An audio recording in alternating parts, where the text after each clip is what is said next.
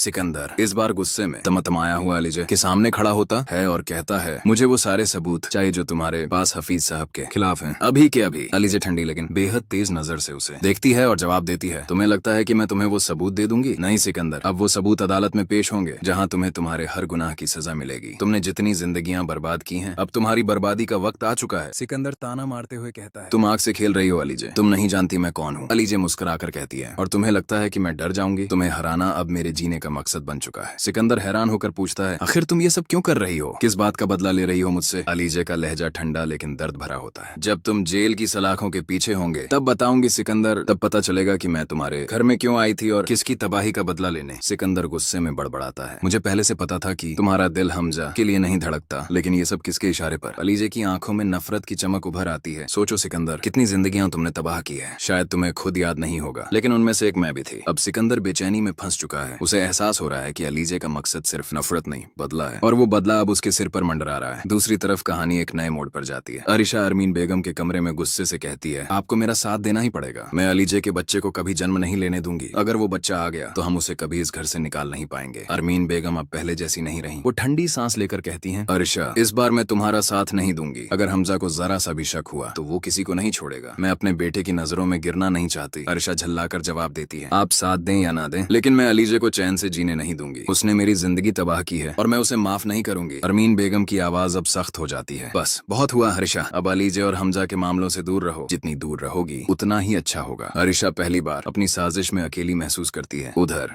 फरिया और हनान के रिश्ते में दरारें गहरी होती जा रही हैं। हनान तंग आकर कहता है, फरिया, आखिर तुम चाहती क्या हो? हर बात पर मुझसे इस तरह का बर्ताव क्यों करती हो? मैं मानता हूँ कि मैं तुम्हारे घर में रहता हूँ, लेकिन इसका मतलब ये नहीं कि तुम मुझे अपमानित करो। फरिया ठंडी हंसी हंसकर कहती है, तुमने मुझसे शादी की ही क्यों थी हनान? सिर्फ मेरी दौलत के लिए ना? हनान की आंखों में आंसू हैं, लेकिन आवाज मजबूत। नहीं फरिया, मैंने तुमसे मोहब्बत की थी, लेकिन अब तुम्हारी नफरत ने सब कुछ खत्म कर दिया। अब मैं इस कैद जैसी जिंदगी नहीं जी सकता, मुझे जाने दो। फरिया उसे रोकते हुए चीखती है, तुम मुझे छोड़कर कहीं नहीं जा सकते। अगर इस घर में रहना है तो मेरी शर्तों पर रहना होगा। हनान शांत होकर कहता है, फिर ठीक है फरिया, समझ लो, अब मैं इस घर में नहीं, अपनी रूह में कैद हूँ। उसकी बात पर फरिया के चेहरे पर एक पल को सन्नाटा छा जाता है। तो दोस्तों, आने वाले एपिसोड में आप देखने जा रहे हैं अलीजे और सिकंदर के बीच टकराव अपने चरम पर होगा। अरिशा की साजिशें अब उसे ही घेरने लगेंगी और फरिया हनान के रिश्ते की डोर टूटने के कगार पर पहुंच जाएगी। तो तैयार रहिए एक और धमाकेदार एपिसोड के लिए। अगर आपको हमारी अपडेट पसंद आई तो चैनल को सब्सक्राइब करना ना भूलिए, क्योंकि आने वाला एपिसोड मोहरा का अब तक का सबसे इमोशनल और सस्पेंस भरा होगा।